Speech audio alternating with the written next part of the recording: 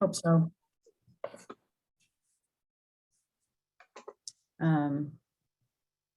don't know that I see the box, but I hope it pops That's up. right. I got it. I will look if I will try to find it. Okay.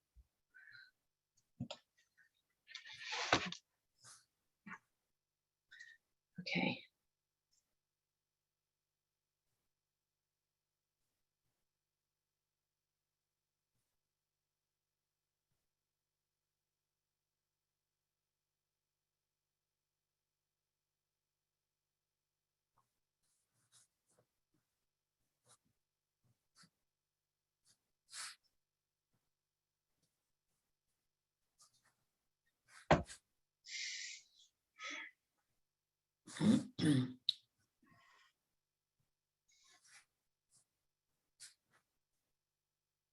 So we have, okay. I might have found the chat box. Oh, well, there's success right there. Exactly. I'm done. I'm We can out. probably just go home. I'm out. Except my chat box comes in with all the characters vertical. Because I've made it skinny trying to. One letter at a time. Up and down. That might be how I send you text messages. Could be. Sometimes. I'm gonna start doing that to you. Yeah. Guess what I just wrote?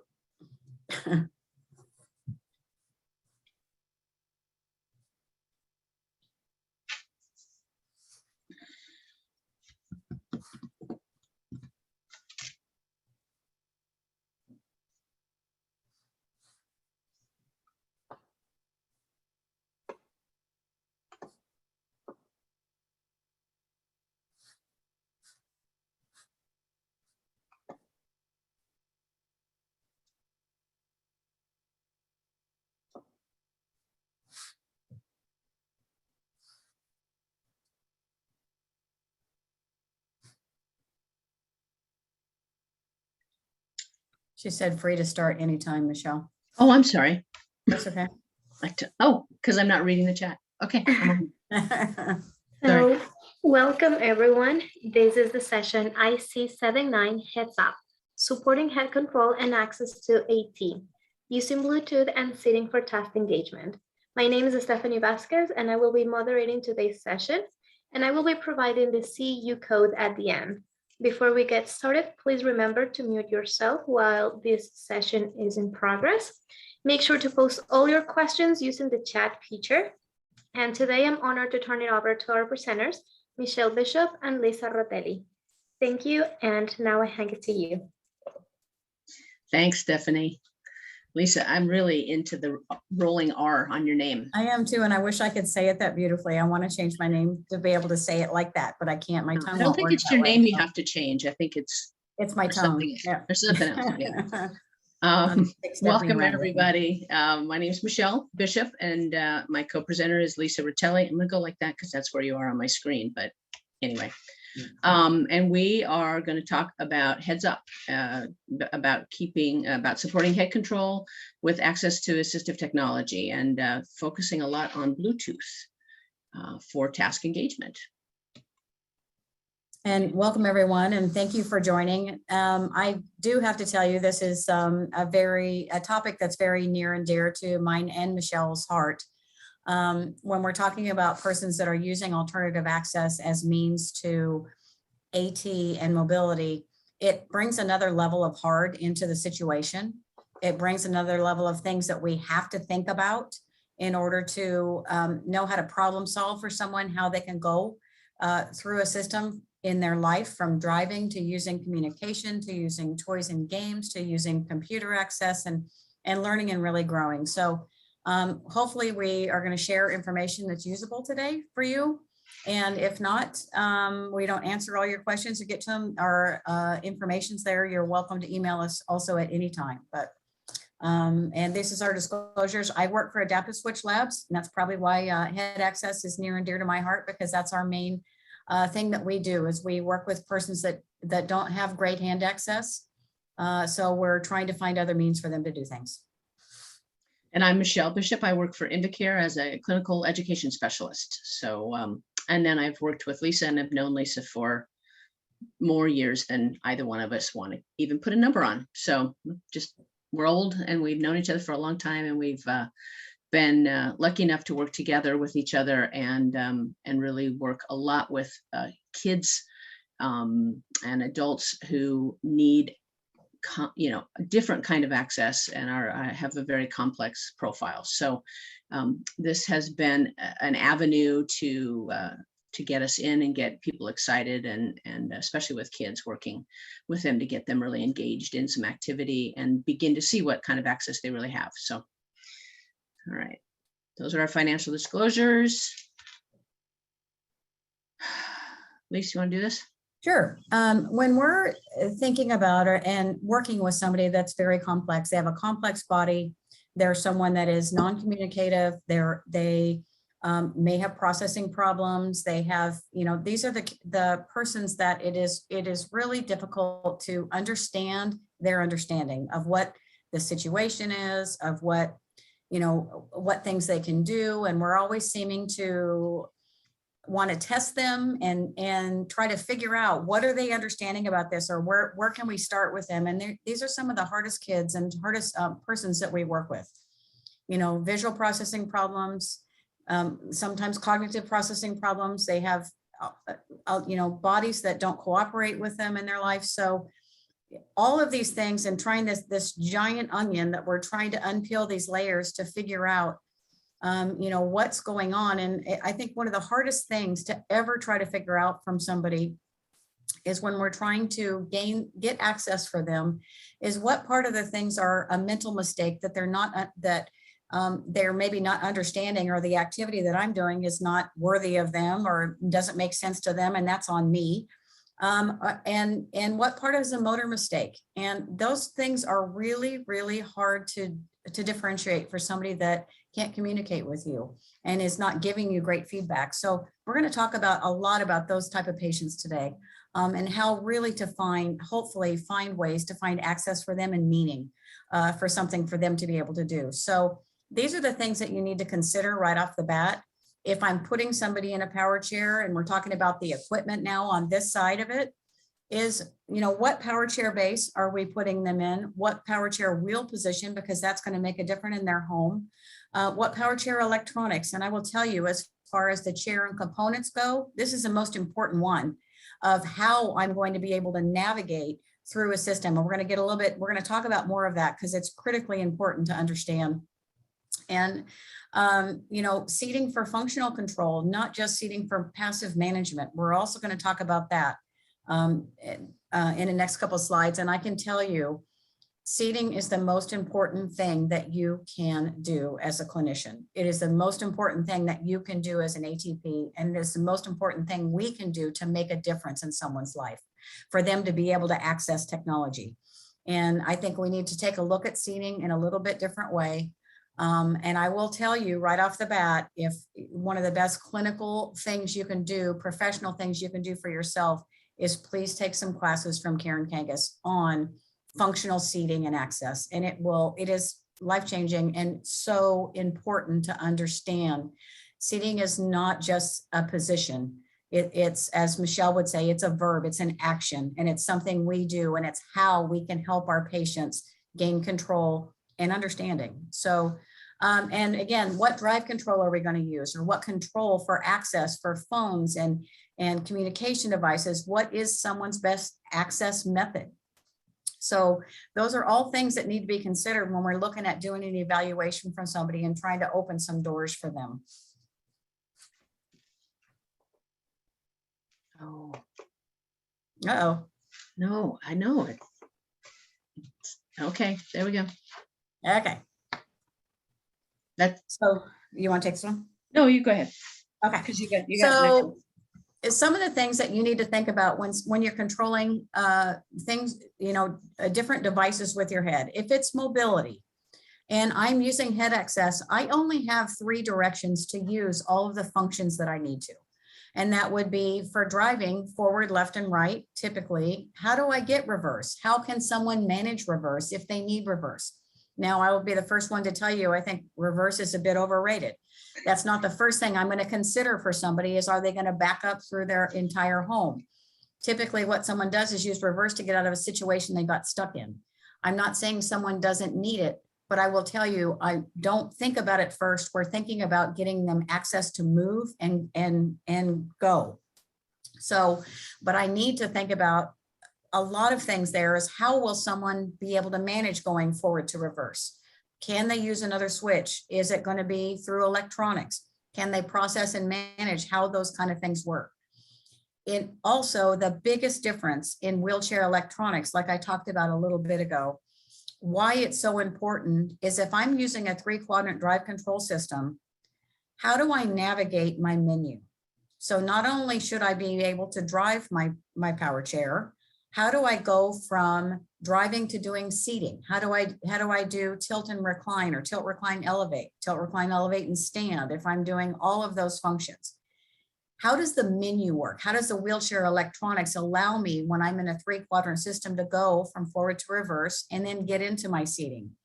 And if I know how that works, I can be a better resource for the patient to teach them how to go from one to the other, or be a better resource so that I can help them choose the right type of electronics that will help them be able to get there.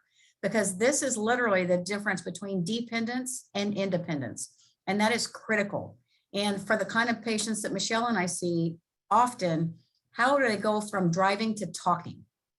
How do they go from driving to access to a communication device, a computer, or an iPad, whatever device it is that they're using to access their environment? So those things need to be considered while you're doing the evaluation process. And we can't do most of those things until we understand how the electronics truly work. So the other things that you need to do, and this is, again, Michele is my rock here that I use for information. How does this device work? How, first of all, how can I program the device I'm trying to connect to? What device am I trying to connect to? How does it work? And how can I get my wheelchair electronics to access that? Not all devices can be used with Bluetooth. In fact, very few dedicated communication devices can. So what are my options for that? And going back to the first part of this, how can I go from driving to talking? What chair components do I need to make that happen? We work with a lot of patients that have been left out of this loop because no one thought to invite the speech therapist in to talk about the device they're using, how they're using it, if they're scanning on it, what I need to make that happen. So, and again, what type of connection do I need to make happen? What connections do I need to make, need to be wireless? What do I need to be able to drive up and use, like a mouse on a computer? Or what can be mounted to my chair, like possibly like one of the Kenosha robot arms that could be mounted to my chair. So I may want a direct connection to that device. But again, how can I go from driving to using all the technology that I'm going to need in my life?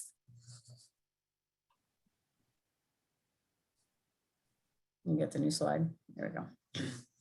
All right, I'm going to talk about seating because, again, I think it 100% is the most important thing that we can, the difference we can make in our patients' lives. So I'd like you to meet Al, and Michele and I got asked to come see Al, and he's in the Pacific Northwest area, and he's a teenager. And he is one of those kids that people don't believe is yes, no. He doesn't really have a good one. He's, happy most of the time, but he has no consistent access for anything. And they would like him to be able to use a device so that he can communicate with people and give them answers and have wants and needs met, which are critically important. But no one believes that they understand the questions he's asking or the activities they're doing in school. So he's, again, education is very difficult, and this is school. So we're supposed to be educating.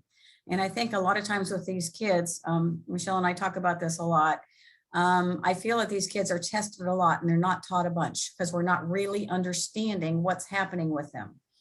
So the other thing that I will tell you about Michele and I a lot is that people have a tendency to maybe think we're nuts a lot, because when we see a child like this, the first thing I know, the only thing I know how to do to see what he understands and how he understands is, number one, change his seating. But number two, put him in a power chair so I can see if he is understanding the activity we're doing. So we're going to try to, our functional activity is not just driving a power chair. So please don't think that I'm going to put him in a power chair and thinks he understands that, this power chair is going to do anything exciting for him. When we put somebody in a power chair, we want to build it around an activity to be able to do something. He's going to drive to something. And this is how you start developing wants and needs and communication. So he can show us what he's interested in, and then we can expand on that and try to drive those interests and get him to work hard. So that's really the bottom line of what we're really trying to get to. So go ahead, Michele. So his seating is really, passive seating is for transportation. He's set up, he is, the pillows that were around his neck to hold his head up. He is strapped from head to toe, reclined open, and again, trying to just manage his body. And I'm not saying that that's bad seating, but what I'm saying is that's not seating that we can use to do something. And that is not seating that we can use to figure out Al. So we have got to get him upright. We've got to get him able to use either his hands or his head. And again, this is not a seating talk, so I'm not going to get into this too much, but there is a giant difference from passive control of a chair and functional access, and seating for access is different. So people have been trying to use switches at Al's hand, and we were told emphatically he does not have any head control. But when he's sitting up, when he's sitting on his pelvis, and when he's in control of his body by holding himself, he has incredibly good head control. I want to show you how far Al had to come forward. And those are those whole pillows, and we set the seat up as far as we could possibly get it, and then shoved all kinds of stuff behind him to try to get his shoulders over his pelvis. And the things I can tell you also medically, how much different this makes. This is a kid that aspirates. This is a kid that drools a lot. This is a kid that can't swallow well. He has breathing and respiratory problems. And I can promise you, in a position like this, those things are a lot less. He can swallow here. He really, again, I don't expect him to sit here all the time, but in order for us to get him to gain access and be able to use control his body, shoulders over pelvis, feet underneath you is really an incredible position to be in. He easily has left and right. And when he was driving around, he actually had forward, left, and right. He did all three switches. So not only is he being mobile, that is how we can take those same switches, connect to a device, have that device, hopefully find some interest for him, build those on his device, and he can start talking about it and talking to us and giving us really good information about him. So go ahead, Michele. So with that, we're going to move on to the notion that we now have mastered seating in 3 short slides, and we are all experts at it, and all of our kids are ready to go. Now, I'm going to harken back to just a minute ago when Lisa said it's not just driving. That isn't the activity. Okay, you've heard Lisa say it. If you've ever listened to me, you've heard me say it. If you ever listen to Karen Kangas, you will hear her say it over and over. The switch is not the activity. That head array is not the point. Sitting in that power chair is not the point. We need access to something. We need to do something. We are now in a power chair. We're now able to move to something, to go get something, to go interact with someone, to do something. Okay, so in this talk, we're going to focus on technology. And so at this point, we need to have access to technology. When we want it, we need it quickly. We need it now. It can't be one of these things. It's like, oh, well, here, let me plug it in and let me, and now let me unplug it and get it out of your way because now you're driving and now you're up at your desk and let me plug it back in and swing it back around and, unplug this and plug. No, this isn't going to work. It just won't work. They have to be able to do it independently, and they have to have access to it when they want it. So with that comes the independent piece of it. We need to build in independence, and we need it to work, which for all of you AT people who have spent time working with people, the hours that I've spent rebooting computers, the hours that I have spent, just on this talk, I joined and my camera didn't work. So, I get it. It's technology, but we need it to work. And so we need to make sure we're trying to choose things that are reliable. So that kind of goes back a little bit to Lisa talking about, does it need to be wireless? If it doesn't need to be wireless, it's a much more reliable connection if it can be connected. But if it needs to be wireless, thank goodness we have wireless technology available to us. But I think the biggest piece that I see is for teachers and therapists and ATPs is we have to plan for this. It can't be an afterthought. This cannot be something that we're like, oh, yeah. Oh, and he has an AAC device. Oh, okay, we might have needed to know that when we were deciding what chair, when we were deciding what components to go on that chair, whether or not it needs an output module or what, all kinds of it, whether we need a mount on it. All of that stuff, it can't be an afterthought. This stuff needs to be part of the conversation, and whoever those people are that have that information need to be included in the team. Okay, so we need to get those speech pathologists or those teachers or those husbands and wives or whomever it is that says, oh yeah, well, every night, he, gets on his computer and, FaceTimes with his grandkids. Oh, well, we would need to know that. That's an important piece. And without that, this person is not going to be happy. So we need access to our technology. With that, I have spent hours trying to explain this to people. It's not simple, I'll give you that, but it also, I keep trying to tweak it to the point that I can make it seem simple anyway. And I don't know, I did a talk or something and I sent it to Lisa, and she's decided that this makes sense to her. Therefore, I'm going with it. If now I know it makes sense to at least one person out there in the world besides me. So we're going to go with this. So when we start talking about connecting to things, we're going to sort of start with, with an ABC. Hey, and Michele. Yeah. Sorry, I agree. This happened earlier. Can you go back a slide and come back forward? Because the words are all muddled. We can't read them. How about try that? one more time. Yeah, nope. I don't know what's going on. Okay, hold on. Let me just do it this way. Let's do this. Put it in. Sorry, everybody. And there's people in the chat that are saying the same thing. They can't. Oh, I'm so sorry. Okay, so how about that? Nope. Really? See, technology, we need it to work. Now. Now, that's right. So still no? That one's better. Try one more. And if not, then I will make sure. I don't think we put this up in the notes. We will try to do that. How about this? Oh, there. Yes. Now, don't touch it. It works. Don't touch it. Okay, don't change slides. Okay. Okay. Sorry, folks. Okay, so what we're going to start with is, what I call sort of the ABCs. And so your A is the person, it's the student, it's the person in the chair.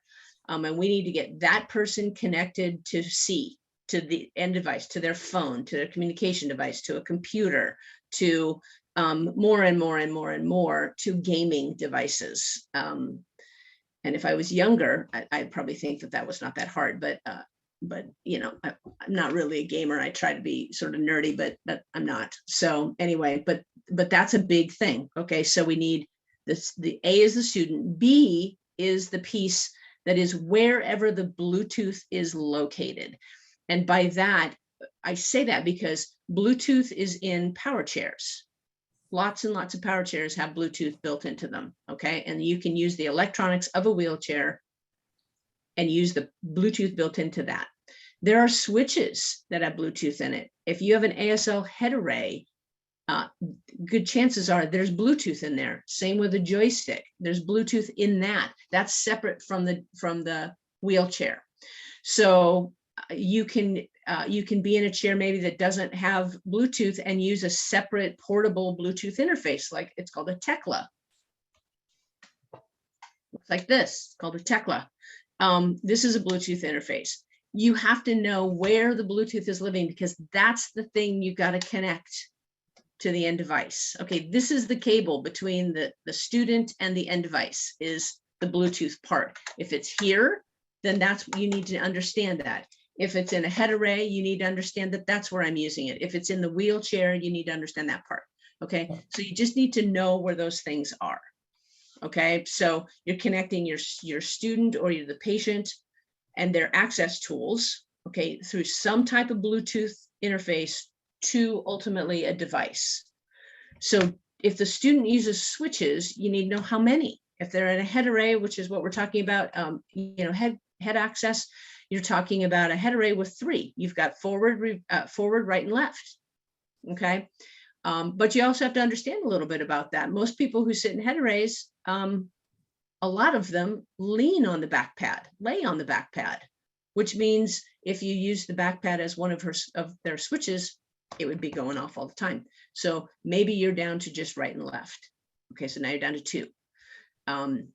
So you have to think about that. If you have somebody who can use the back pad and doesn't have to rest on it, that's okay. But if they do need to make contact with it, especially when they're in some kind of powered seating, if they're tilted or reclined or something, chances are they're laying on it, and then we're just let them go with right and left. So you're really dealing with 2 switches.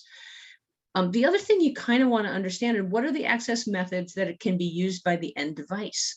So let's talk about an iPhone, for instance. An iPhone has scanning, switch control built into it, right into it in the accessibility switch control. An Android device has a mouse and switch control. And up until very recently, your iPhones did not have a mouse. And I'm going to say even now, that's a little iffy, but there's sort of a mouse in there now. But there were those times where you had to say, oh, you have an Android phone. I have to know that you have an Android phone and you want to use a mouse, because that is something different for me to figure out than you're going to use switch control and 2 switches at your head. If you only have 2 switches at your head and you want to use a mouse, that's a whole nother conversation.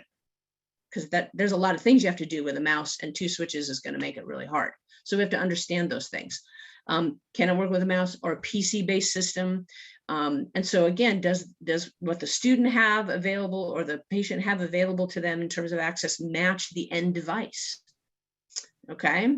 And if not, then what are we going to, what's out there in the world to help us solve that issue? Again, the Bluetooth, does it live in the joystick or the switches? Are they in a power chair? Is it in some other device? Okay, so that's what we're talking about here. So you have device connections, meaning I'll talk a little bit about AAC devices, because I think that's where people get a little confused. Communication devices in and of themselves are built for the most part on a PC laptop.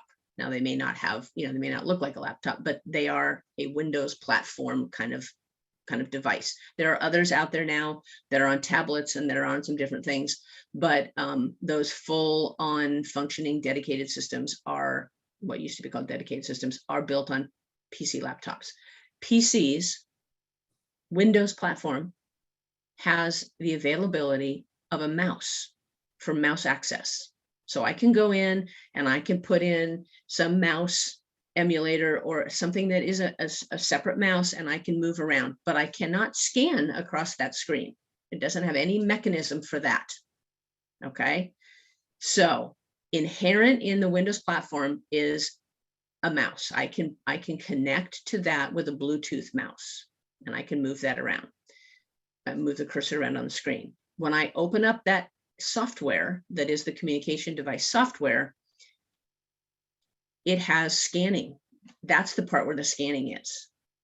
That's not in the Windows part. It's in an app, basically, right? It's in like Word. Okay, it's in the PC. It's in the communication software. So what happens is people look at that and go, well, yeah, there's Bluetooth. Sure, there's Bluetooth in that communication device. You're not lying. There's Bluetooth. There's a Bluetooth connection to that. It's a PC laptop. There's Bluetooth in my laptop. There's Bluetooth in that communication device. But the Bluetooth is for a mouse. It is not for switches. So if you have someone in a head array, who uses scanning on a communication device and up until now has had switches that plug into it and they hit switches at their head. That's not coming from the Windows part. That's coming from the software, the communication device software. Okay, so that cannot just be a Bluetooth connection. And a lot of people misunderstand that and think that they're just gonna like, oh great, so now I'm in a wheelchair with my head array. My head array is just gonna use that like switches. There's nowhere in the PC, in the Windows platform that allows you to say this switch should go forward and this switch should make a selection. It's not there, okay? That functionality lives in the AAC device part. And for that, there are plugs on the side, and that's what it's looking for. So you have to be aware of that, and you have to then understand what your options are if your patient is a scanner. Somebody uses switches that moves across the screen. Okay. ASL makes head arrays and a receiver that plugs into those switch ports on a communication device. And then your head array talks to that little receiver, and that is the Bluetooth connection, and it is therefore wireless. And then that image of, oh, I'm going to get this chair with my new fancy head array and it's going to connect to my communication device. Yeah, that picture can happen as long as you have the little receiver and a head array from ASL with Bluetooth in it. Then you can make that connection wirelessly. But without it, you're going to be cabled. You're going to have a wire if you are a scanner. So you have to really understand those kinds of things. And I'm not going to spend a whole lot more time on it other than I want you to be aware next time you're faced with someone who uses a communication device, you need to ask some questions. Okay. Phones, how do you access Android and iDevices? Again, for the most part, switch control on an Apple device. Android does a version of switch control, but they also offer a mouse. And then computer mouse input, what do I need to make a mouse work?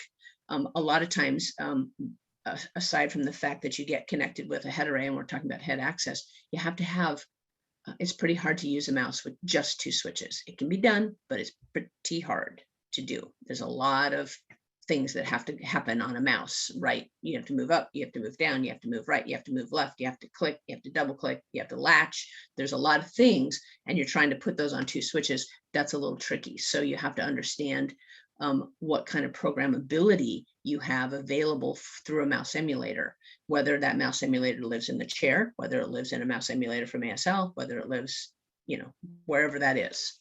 Okay, and then your Xbox and your switch activated items, again, that same little receiver that I talked about a minute ago that went to that AAC device can go into those Xbox adapted controllers, and you can use your head arrays for that. And so you just want to understand those things. If you want to cable it, which you can, you need an input module, or I'm sorry, an output module that's on the back of the chair, and it has a cable that can be plugged in. But that's how those kinds of things are going to work. Okay, at least you see, Sid? I do.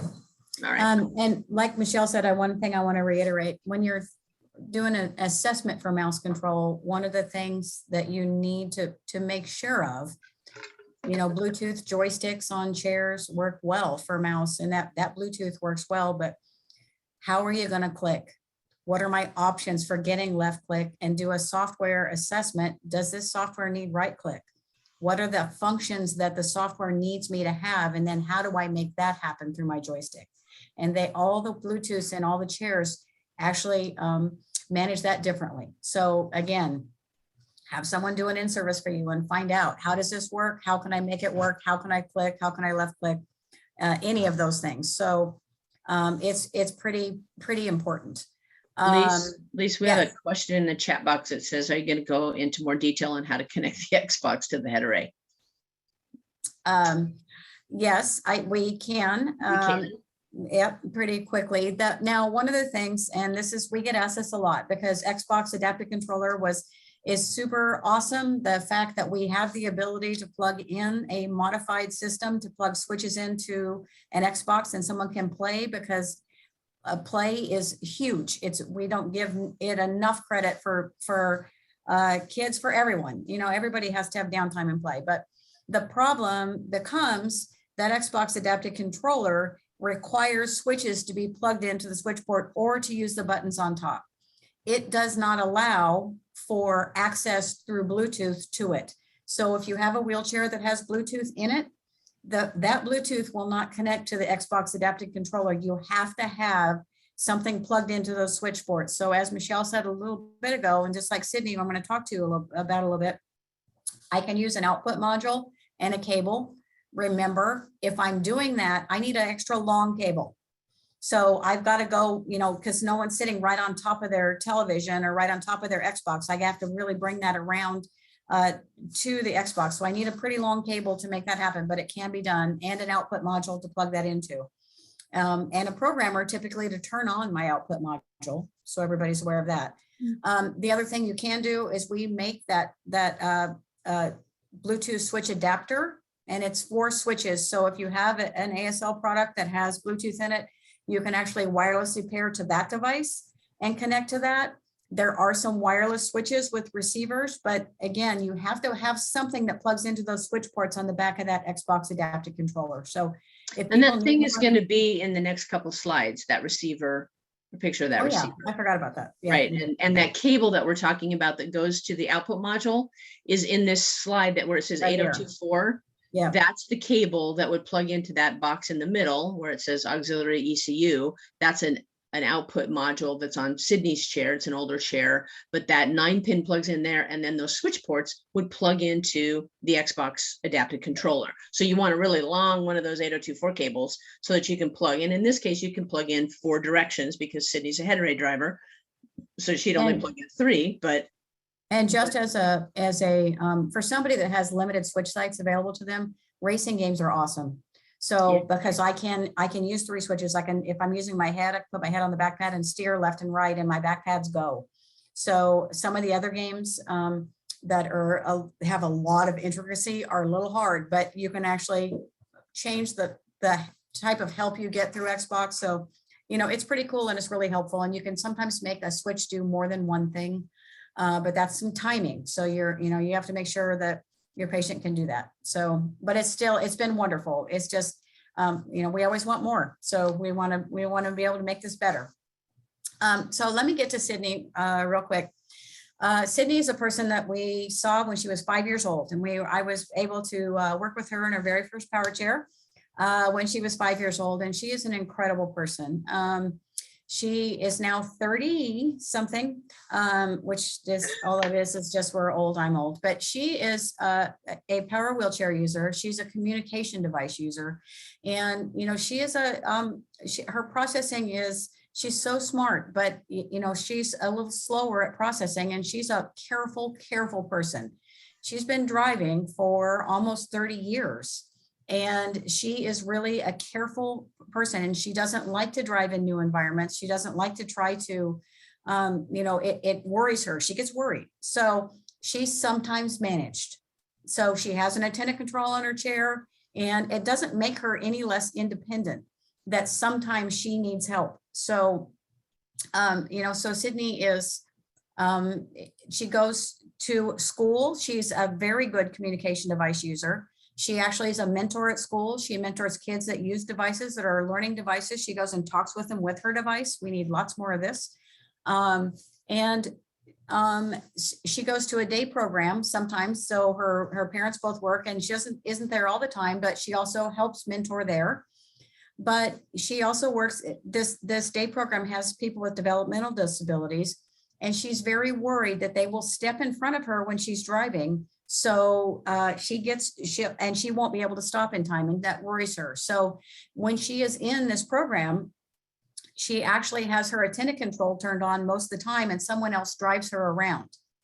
Well, Sydney she has a Mark 6 electronics, a power chair with Mark 6 electronics. She drives with a head array, and she uses an output module through her wheelchair with that cable that Michele just pointed out to you. Okay. And she's connected. We call that hard wiring. It's not hardwired, but it's hard wiring. It's from her ECU output module to her device. So her chair is when she's using her chair and it's on, she can hit a switch and get into her ECU output mode and then be able to talk on her device. One of the problems that happens, and again, nobody thought this was a big problem, but one of the problems that happens is when the attendant control is turned on in her chair, she loses access to her communication also. because the attendant control takes over and it doesn't allow her access to her wheelchair anymore. So the whole time that the attendant control is turned on, she also cannot speak. And that's a big problem. So to start out, Sydney had, and we felt pretty successful about this. And afterwards, I felt pretty bad about this. So Sydney is A, okay, that's her.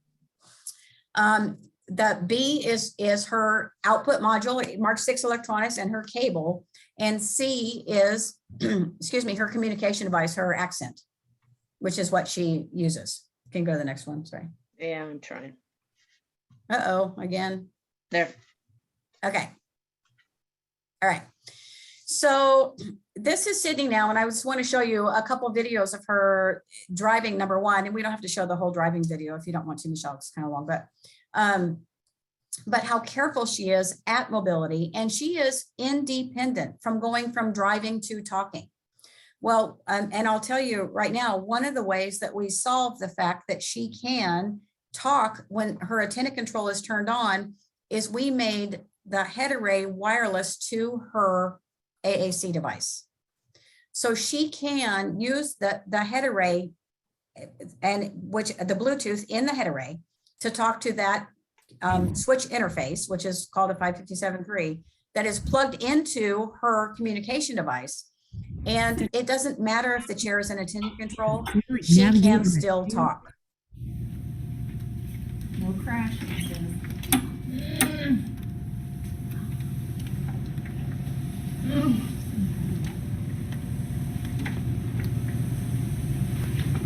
you see if there's anything on the picnic table? Go check out the kitchen thing. Oh, there's pizza. You wanna come? Let's go in the kitchen. See if there's anything. It's a big industrial kitchen.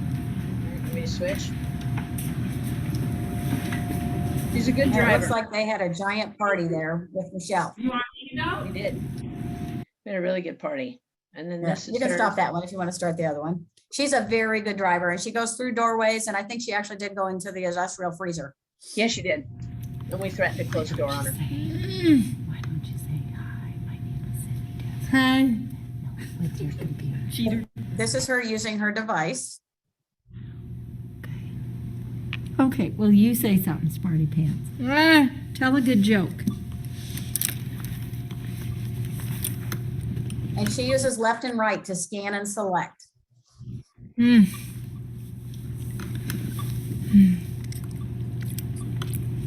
What did the judge say when the skunk walked in? I don't know. Odor in the court. All right. Now will you just give Lisa? All right. All right. So just so you know, her mom called me and told me that she was not so happy about the situation that we set up. And I thought, oh my gosh, what happened? And she said, oh, they have her device on when she's in the car now and she doesn't stop talking. So Yeah, that's the good news and the bad news. that's the good news and the bad news. This is Drew. Drew is a friend of Lisa's and mine. She is will be 21 next month. So watch out, world. That's all I'm gonna say. And Drew just got a new chair. She drives with an with a Fusion now, a proportional head array. And she has the Bluetooth that she has chosen to use. She's connecting to her phone. She's choosing to use the Lynx electronics, the Bluetooth in there. She already modes from driving to seating. And so to hit a mode switch again, to get into a Bluetooth card that lets her connect to her phone was easy. And had she needed to want to use the head array for it, she would have had to use another switch in order to have that happen. And so in the whole picture for Drew, we're wanting to eliminate switches, which we were able to do as she got her new chair. She went from having 4 switches to 3, which was pretty significant for her. But she is quite the texter now. So this is Drew using the head array. She's going to get into a blue card there on the screen down in. All right, so we're texting. You can see her phone just she's Taking a picture Take a picture. on accident. There we go. Back to text.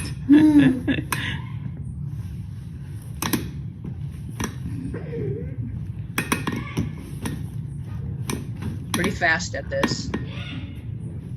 Just pulled up the keyboard.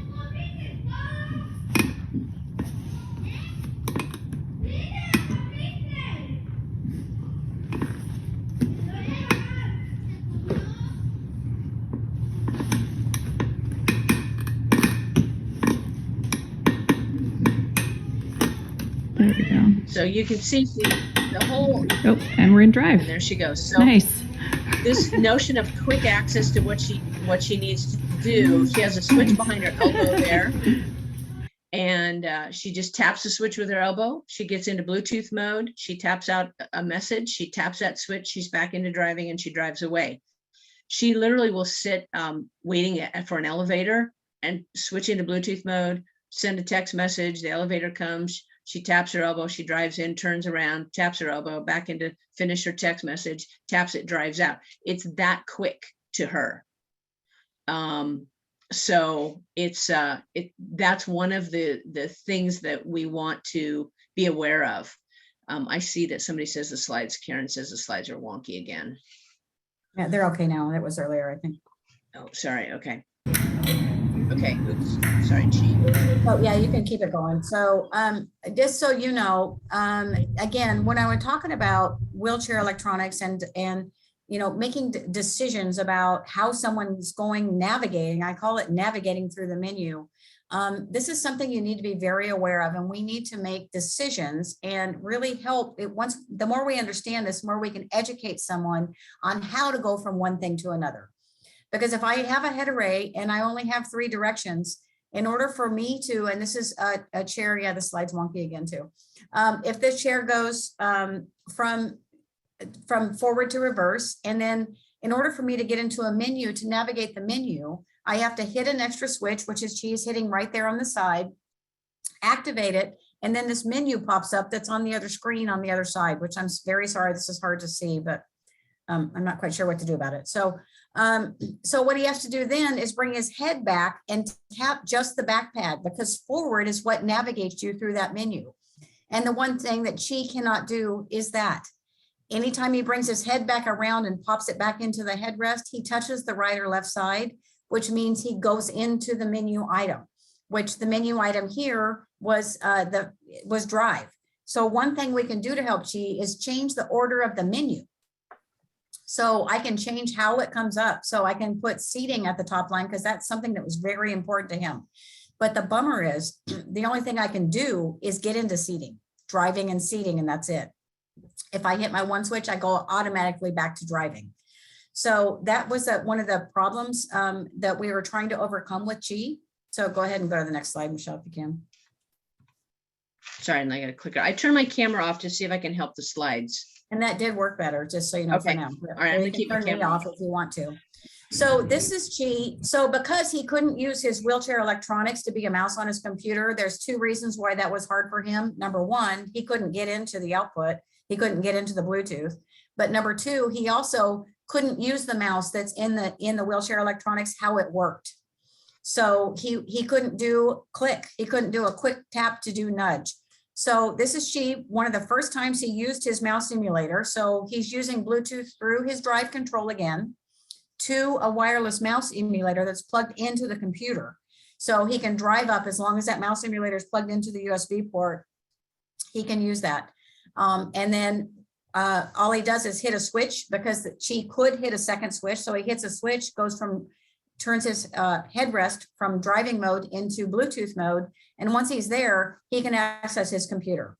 He has one of the switches goes up and down, the other goes left and right, and the third is left click is how it's set up.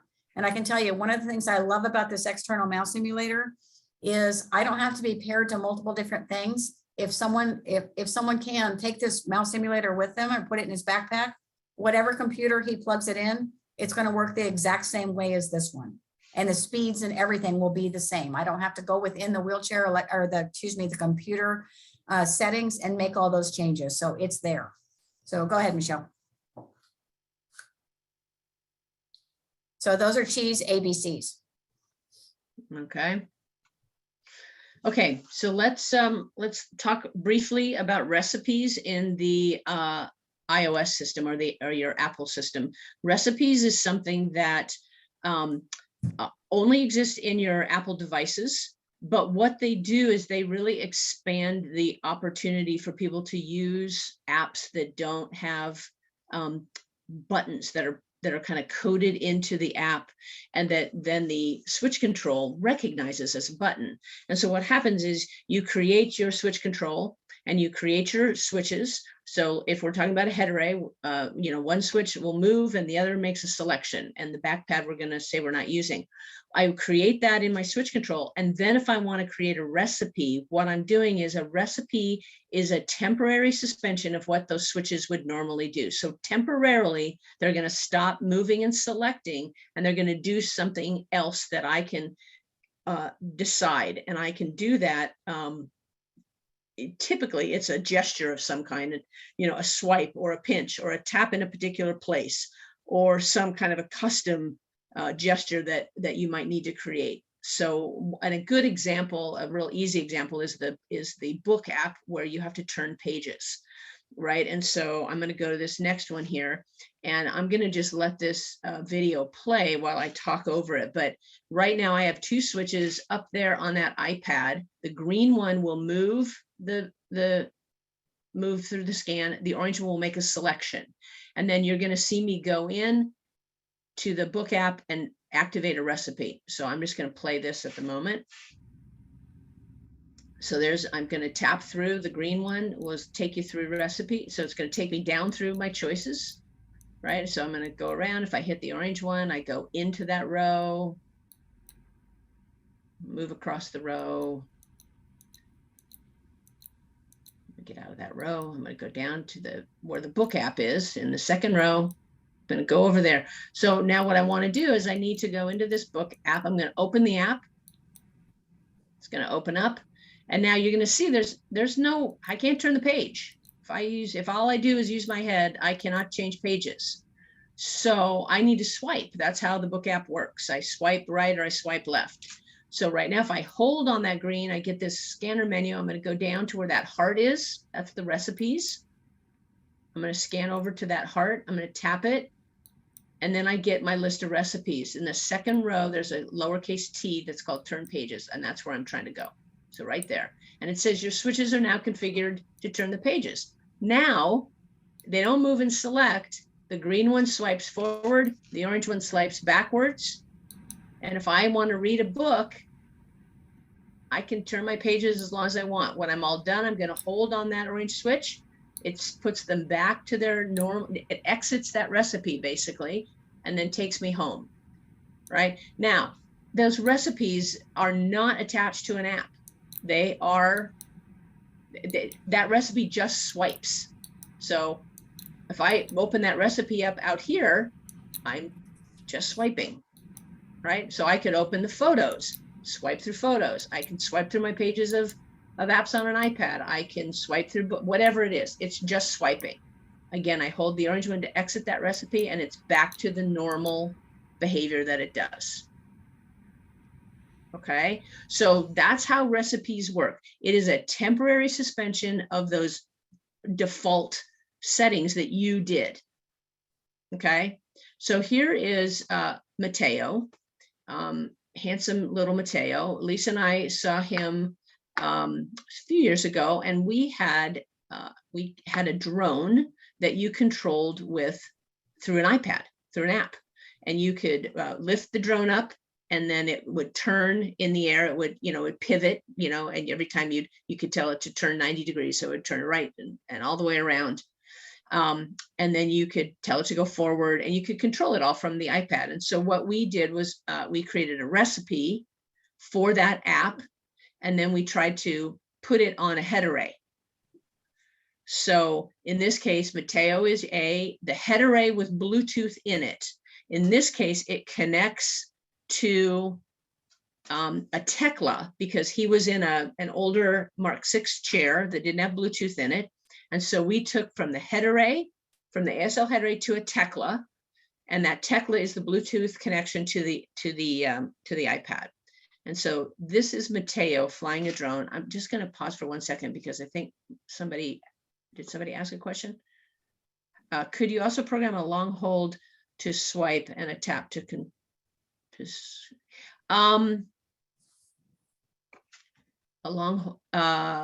yes, you could. You can put gestures on short and long holds. So Right. yes, you have that. You have to remember that you got to exit the recipe. So you've got to get one of your, I typically put it under a long hold to exit the recipe, but otherwise, yes. So you would have, in the simple one that I showed with turning pages, the one side turned forward, the other side went backwards, swipe backwards. And if I long held on the backwards one, that orange switch, that exited the recipe, but I could have put a long hold gesture there as well. So yes. Can I share for gestures and command a repository? No, you know what? No, there isn't one. That's so sad because we are all making lots of recipes and you can't transfer them from iPad to iPad. They're not files, unfortunately. They're just ideas at the moment, unfortunately. But anyway, so here's a drone. Now, this is a really good example, I think, of you've got a kid who we're trying to get him driving. And we'd worked with Mateo and he'd driven and we'd messed around with the seating. You can see seating by, towel is how we typically roll. So he's got some towels around him. He's got a little vest on there to help with his sensitivity and to his trunk and things like that to help him calm. We've got his foot tucked under there so he's not pushing so much. And he was driving up and down the hallway, but he was getting bored. Driving up and down the hallway is not that exciting. So we stopped and said, okay, we got another thing for you, Mateo. So here we go. This is him flying a drone. That drone is right here. You will see it moving. His right pad will move the drone forward and the left pad will pivot it in space 90 degrees.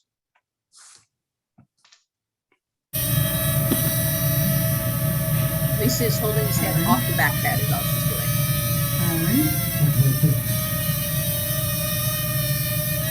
Turn. Want it to go forward? There you go, bud. Nice job. Let's make it go for those boys over there on that chair. Want to go forward now? Yeah, there you go. It's all good till they threw it at my head. And again. Let's turn.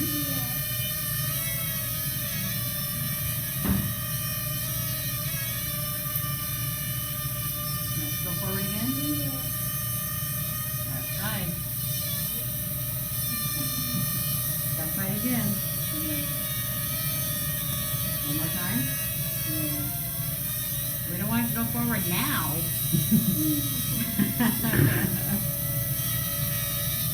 And again. You want to go forward on that side, okay? I'm gonna help you get that second. That's what you're trying to reach for. Ooh, it came right back. Do it again. And again. And again.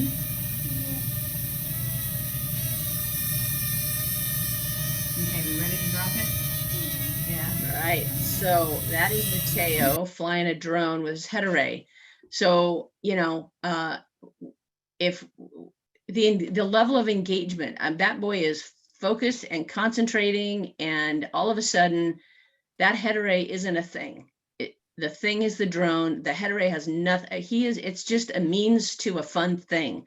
And we have got to, especially with kids, figure this part out better. We've got to find those activities, and recipes is a great way to take advantage of some of those kinds of things, like flying a drone, which is a fairly complicated process if you're going to really fly one with the little joysticks and the trimming and all of that stuff. Trust me, I've crashed into my dogs many a time.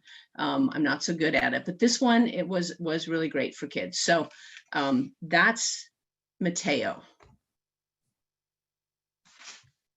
So on the last couple of slides, I tried to put together a spreadsheet, which I'm terrible at, just so you know. It's not my thing, but trying to make some of this stuff that's clear, that is clear as mud, a little more sensical of what, and we try to help people out a lot about this. If you call us and say, I have a patient that has this power chair, they have this device, I'm trying to connect to it, what are my options? And this is kind of a spreadsheet that hopefully will share some of those options with you. If I have a chair with Lynx Electronics, Arlen Electronics, Curtis Electronics, or Mark 6 Electronics at the time when I made this, it's still available. And then our Atom technology of ours.